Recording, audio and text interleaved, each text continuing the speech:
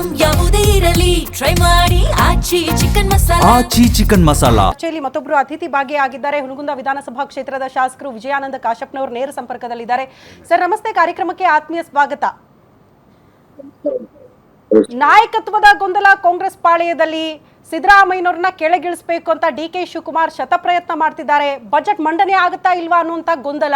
ಇದರ ಮಧ್ಯದಲ್ಲಿ ಕ್ಷೇತ್ರಕ್ಕೆ ಅನುದಾನ ಬೇಕು, ಮೂಲಭೂತ ಸೌಕರ್ಯಗಳು ಬೇಕು ಅಂತ ಕೇಳಬೇಕಾದಂಥ ನಾವು ಆಯ್ಕೆ ಮಾಡಿರುವ ಜನಪ್ರತಿನಿಧಿಗಳು ಫಾರಿನ್ ಟ್ರಿಪ್ ಹೋಗಿದ್ದಾರೆ. ಸರ್, ಫಸ್ಟ್ ರಿಯಾಕ್ಷನ್ ಬೇಕಿತ್ತಾ? ಸಮಯ ಸಂದರ್ಭ ಸೂಕ್ತನಾ ಫಾರಿನ್ ಟ್ರಿಪ್ ಮಾಡೋದಕ್ಕೆ ಅಂತ?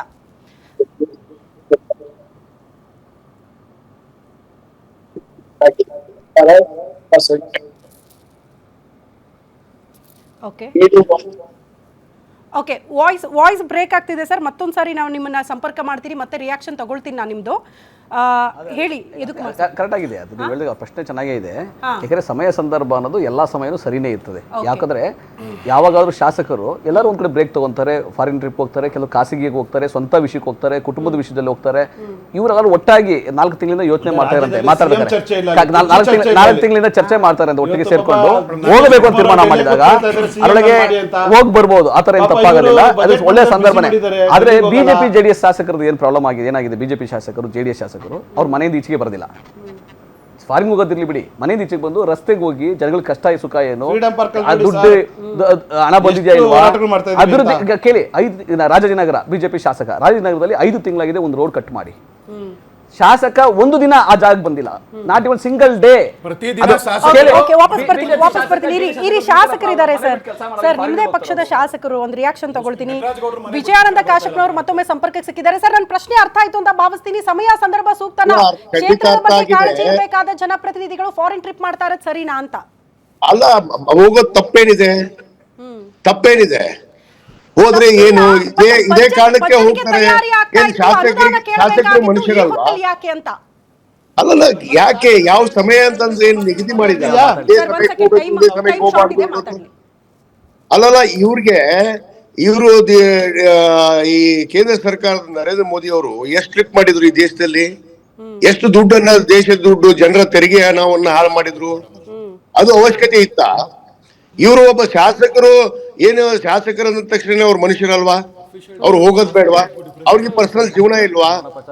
ಅಲ್ಲ, ಅದಕ್ಕೆ ಯಾವ್ದಾವ್ದೋ ಒಂದಿಸ್ಬಿಟ್ಟು ಸಿದ್ದರಾಮಯ್ಯವರು ಕಳಿಸಿದ್ರು ಅನ್ನೋದು, ಈ ಗುಂಪು ಅನ್ನೋದು, ಇದು ಏನು ವ್ಯತ್ಯಾಸಗಳು ನಮ್ಮಲ್ಲಿ ಇಲ್ಲ.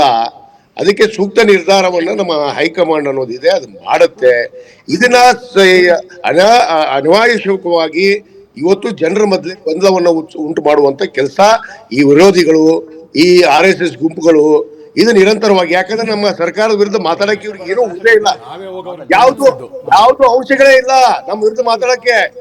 ಬೆಳಗ್ಗೆ ಎದ್ರೆ ಧರ್ಮದ ಆಧಾರದ ಮೇಲೆ ಮಾತಾಡುವಂಥದ್ದು ಇಲ್ಲ. ಯಾವ್ದಾದ್ರು ಶಾಸಕರು ಹಂಗ್ ಮಾಡಿದ್ರು, ಸಿದ್ದರಾಮಯ್ಯನ ಬನ, DK ಅವ್ರ ಬನ, ಇದನ್ನ ಬಿಟ್ರೆ ಬೇರೆ ಮಾತಾಡಕ್ಕೆ ಇವ್ರಿಗೆ ಹತ್ರ ಏನಿದೆ? ಕೇಂದ್ರ ಸರ್ಕಾರ ಬಜೆಟ್ ಮಾಡಿಸ್ತಲ್ಲ, ಏನ್ ಬಜೆಟ್ ಗಾತ್ರ ಇದೆ ಇವತ್ತು? ಯಾವ ರೈತರಿಗೆ ನ್ಯಾಯ ಕೊಟ್ರು, ಯಾವ ಬಡವರಿಗೆ ನ್ಯಾಯ ಕೊಟ್ರು, ಅದನ್ನ ಮಾತಾಡಿ. ಕಳೆದ 12 ವರ್ಷದಲ್ಲಿ ಈ ದೇಶದಲ್ಲಿ ಯಾವ ರೈತರ ಬಗ್ಗೆ ಧ್ವನಿ ಎತ್ತಿದ್ದಾರೆ, ಯಾವ ಬಡವರ ಬಗ್ಗೆ ಧ್ವನಿ ಎತ್ತಿದ್ದಾರೆ, ಯಾವ ಅಲ್ಪಸಂಖ್ಯಾತರು? ರಾಜ್ಯದಲ್ಲೂ ಕೂಡ ಹಿಂಗ ಮಾಡ್ಬಿಟ್ರೆ ಸರ್ಕಾರ ಹೆಂಗೆ ಅನ್ನೋದು ಜನಸಾಮಾನ್ಯರ ಪ್ರಶ್ನೆ ಸರ್. ಇದ್ರ ಜೊತೆಗೆ ನಮ್ಮ ಪ್ರಶ್ನೆ ಏನಪ್ಪಾ ಅಂತ ಅಂದ್ರೆ, ಈಗ ವಿರೋಧಿಗಳು ಮಾತಾಡ್ತಾ ಇಲ್ಲ, ನಿಮ್ಮದೇ ಪಕ್ಷದ ನಾಯಕರು ಮಾತಾಡ್ತಿದ್ದಾರೆ. ಮೋಸ್ಟ್ಲಿ ತಾವು ಗಮನಿಸಿದ್ರೆ ಅಲ್ಲ, HC ಮಹಾದೇವಪ್ಪ ಅವ್ರು ನಿನ್ನೆ ನಾಯಿಗೆ ಹೋಲಿಕೆ ಮಾಡ್ತಾರೆ. ಸರ್, ಯಾರಿಗೆ ಯಾವ ಸಂದೇಶ ಕೊಡ್ತೀರಿ? ಮಹಾದೇವಪ್ಪ ಅವರು ಮಾತಾಡಿದ್ದು ಅರ್ಥ ನಿಮ್ಮದೇ ಪಕ್ಷದ ನಾಯಕರು ಹೇಳ್ತಿದ್ದಾರೆ. ನೋಡಿ, ಮಹಾದೇವಪ್ಪನವ್ರು ಹೇಳಿದ ಅರ್ಥ ಅದು ಬೇರೆ ಇದೆ. ಹೈಕೋರ್ಟ್ ಏನ್ ತೀರ್ಮಾನ ಮಾಡಿದೆ ಅನ್ನೋದಕ್ಕ ಅದನ್ನ ಯಾರಿಗೋ ಹೋಲಿಸೋದು ಯಾಕೆ? ಅದನ್ನ ಹೋಲಿಸ್ತಾ ಇದ್ದಾರೆ ಇವರು. ಅದನ್ನೇ ಹೋಲಿಸಿ ಇಲ್ಲಿ ವ್ಯತ್ಯಾಸಗಳನ್ನ ಬಿರುಕು ಮೂಡಿಸುವಂತ ಕೆಲಸ ಮಾಡ್ತಾ ಇರೋದು. ನಮ್ಮಲ್ಲಿ ಯಾವುದೇ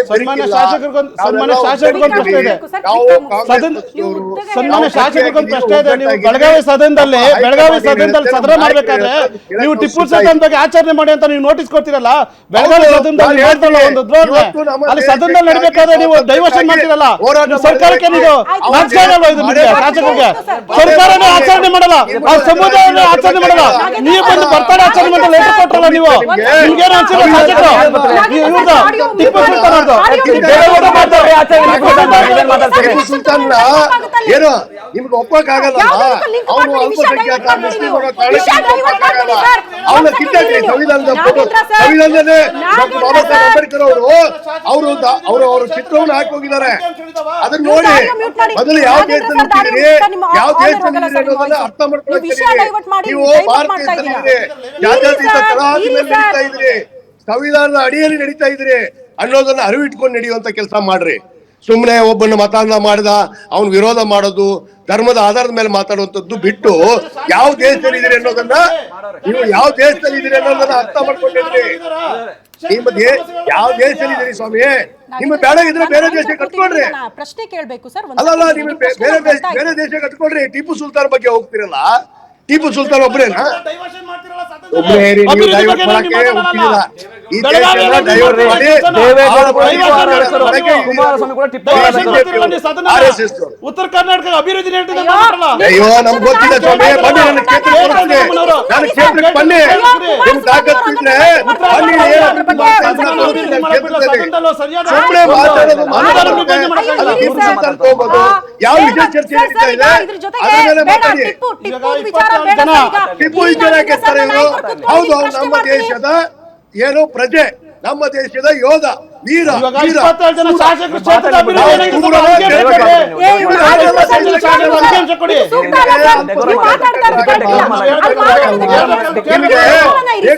ಬೇರೆ ದೇಶ ಮಾಡ್ಕೊಂಡು ಹೊರಟು ಹೋಗಿ. ನೀವು ನಿಮ್ಮ ನರೇಂದ್ರ ಮೋದಿ ಬೇರೆ ದೇಶಕ್ಕೆ ಹೋಗ್ಬಿಡ್ರಿ, ಬೇರೆ ದೇಶ ಮಾಡ್ಕೊಡ್ರಿ ನೀವು ಬೇಕಾರೆ. ಸರ್, ಈಗ ಪ್ರಶ್ನೆ ಇರೋದು ಕ್ವಿಕ್ ಆಗಿ ನಮಗ್ ಉತ್ತರ ಬೇಕಾಗಿರೋದೇನಂದ್ರೆ, ಸಿದ್ದರಾಮಯ್ಯ ಸಾಲು ಸಭೆ ಮಾಡ್ತಿದ್ದಾರೆ ಬಜೆಟ್ ವಿಚಾರಕ್ಕೆ ಸಂಬಂಧಪಟ್ಟಂತೆ. ನೇರವಾಗಿ ಶಾಸಕರು ಹೋಗಿ ರಿಕ್ವೆಸ್ಟ್ ಮಾಡ್ಕೊಳ್ಬೇಕಾಗಿತ್ತು. ಕ್ಷೇತ್ರದಲ್ಲಿ ಮೂಲಭೂತ ಸೌಕರ್ಯಗಳು, ಅನುದಾನದ ಕೊರತೆ ಇದೆ, ಅಭಿವೃದ್ಧಿ ವಿಚಾರಕ್ಕೆ ಸಂಬಂಧಪಟ್ಟಂತೆ ಚರ್ಚೆ ಮಾಡಬೇಕಾಗಿತ್ತು. ಈ ಹೊತ್ತಲ್ಲಿ ಮಾಡ್ತಾ ಇರೋದು ಯಾಕೆ ಅಂತ. ಅಂಡ್ ಯಾಕೆ ಹೈಕಮಾಂಡ್ ಪರ್ಮಿಷನ್ ಇಂಪಾರ್ಟೆಂಟ್ ಅಂದ್ರೆ ಸರ್, ಈ ಹಿಂದೆ ಸಚಿವ ಸತೀಶ್ ಜಾರಕಿಹೊಳಿ ಅವರು ದುಬೈ ಟ್ರಿಪ್ ಮಾಡ್ತೀನಿ ಅಂತ ಶಾಸಕರನ್ನ ಗುಡ್ಡೆ ಹಾಕೊಂಡಿದ್ರು, ಬಟ್ ಹೈಕಮಾಂಡ್ ಪರ್ಮಿಷನ್ ಕೊಡ್ಲಿಲ್ಲ. ಗೃಹ ಸಚಿವರು ದಲಿತರ ಮೀಟಿಂಗ್ ಮಾಡ್ತೀನಿ ಅಂತ ಅಂದ್ರು ಡಿನ್ನರ್ ನೆಪದಲ್ಲಿ, ಅದಕ್ಕೂ ಕೂಡ ಬ್ರೇಕ್ ಹಾಕಿತ್ತು. ಈಗ ಬಲ್ಕ್ ಆಗಿ ಶಾಸಕರು ಹೋಗ್ತಾರೆ ಅಂದ್ರೆ ಹಂಗಾದ್ರೆ ಹೈಕಮಾಂಡ್ ಹೇಳಿದಕ್ಕೆ ಯಾವುದಕ್ಕೂ ಕೂಡ ಬೆಲೆ ಇಲ್ವಾ? ಶಾಸಕರೇ ದೊಡ್ಡವರ, ಹೈಕಮಾಂಡ್ ಮಾತಿಗೆ ಬೆಲೆ ಇಲ್ವಾ ಅನ್ನೋ ಪ್ರಶ್ನೆ ಬಂತು. ನೋಡಿ, ಒಬ್ಬ ಮುಖ್ಯಮಂತ್ರಿ ಆಗಿ ಅವ್ರ ಕರ್ತವ್ಯ ಏನಿದೆ ಅದು ನಿಭಾಯಿಸ್ತಾ ಇದ್ದಾರೆ. ಫೆಬ್ರವರಿ ಬಂತು, ಕೇಂದ್ರ ಸರ್ಕಾರ ಬಜೆಟ್ ಆಯ್ತು, ಬಜೆಟ್ ಅನ್ನ ಮಂಡಿಸಲೇಬೇಕು ಸರ್ಕಾರ. ಆ ಕೆಲಸ ಬಜೆಟ್ ತಯಾರಿ ನಡೆಸಿದ್ದಾರೆ. ಅದರಲ್ಲೇ ಮಧ್ಯ ಈಗ ಅಧಿವೇಶನ ಬರೋವರೆಗೂ ಎಲ್ಲ ಶಾಸಕರು ನಾವು ಮೊನ್ನೆ ತಾನೇ ಅಧಿವೇಶನ ಮುಗಿಸಿದ್ವಿ, ವಿಶೇಷ ಅಧಿವೇಶನವನ್ನು ಕರೆದು ನರೇಗದ ವಿಚಾರ ನಾವು ಚರ್ಚೆ ಮಾಡಿದ್ವಿ. ಅದಕ್ಕೆ ಇವತ್ತು ಏನ್ ನಿರ್ಧಾರ ತಗೋದಿದೆ. ಸರ್ಕಾರದ ಕರ್ತವ್ಯಗಳನ್ನ ಅವರು ಮುಖ್ಯಮಂತ್ರಿಯಾಗಿ ಮಾಡ್ತಾ ಇದ್ದಾರೆ. ಶಾಸಕರು ಏನೋ ವಿಶ್ರಾಂತಿಗಾಗಿ ಎಲ್ಲೋ ಪಾಪ ಹಿರಿಯ ಜೀವಿಗಳು 4-5 ಬೇರೆ ಶಾಸಕರಂತವ್ರು. ನನಗೂ ಇತ್ತು ಆಫರು, ನನಗೂ ಹೋಗ್ಲಿಲ್ಲ. ನನ್ನ ಕೆಲಸ ಇದೆ ಸ್ವಾಮಿ. ನಾನು ಮೊನ್ನೆ ತರ 50 ಕೋಟಿ ರೂಪಾಯಿ ಕೊಟ್ಟಿದ್ದಾರೆ ಮುಖ್ಯಮಂತ್ರಿಗಳು. ಆ ಎಲ್ಲ ಪೂಜೆ ಕೆಲಸ ಮಾಡ್ತಾ ಇದ್ದೀನಿ. ಇವ್ರು ಸುಮ್ಮನೆ ಹೇಳ್ತಾರಲ್ಲ ಅಭಿವೃದ್ಧಿ ಇಲ್ಲ ಅಂತ. ಇವ್ರು ಯಾರಾದ್ರೂ ಕೇಳಿದ್ರೆ ನನ್ನ ಕ್ಷೇತ್ರಕ್ಕೆ ಬನ್ನಂತ ಹೇಳಿ, ನಾನು ಏನೇನು ಅಭಿವೃದ್ಧಿ ಮಾಡ್ತಾ ಇದ್ದೀನಿ, ನಾನು ಪುಸ್ತಕ ಕೂಡ ಬಿಡುಗಡೆ ಮಾಡ್ತಾ ಇದ್ದೀನಿ, ಎಷ್ಟು ಅಭಿವೃದ್ಧಿ ಆಗಿದೆ ಪ್ರತಿಯೊಂದು ಕ್ಷೇತ್ರದಲ್ಲಿ ಏನೋ ತೋರಿಸ್ತೀವಿ.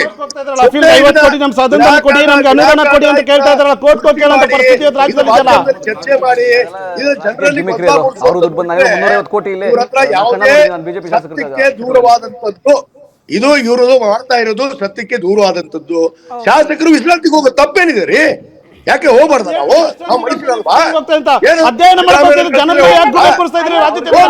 ಹೋಗ್ತೀವಿ, ಅದಕ್ಕೆ ನಿಮ್ಮದೇನು ಅಭಿಪ್ರಾಯ? ನನಗೂ ಇತ್ತು, ನನಗೆ ಆಗ್ಲಿಲ್ಲ. ನೀವು ಅಧ್ಯಯನ ಇದೆ. ಸುಮ್ನೆ ಇರ್ರಿ. ಮೋದಿ ಮಸ್ತಿ ಮಾಡ್ಕೊಳ್ತೀವಿ ಅಂತ ನೇರವಾಗಿ ಹೇಳ್ಬೋದಲ್ಲ ಅದನ್ನ. ನಮ್ ದುಡ್ಡಲ್ಲಿ ನಾವು ಮೋದಿ ಮಸ್ತಿ ಮಾಡ್ತೀವಿ,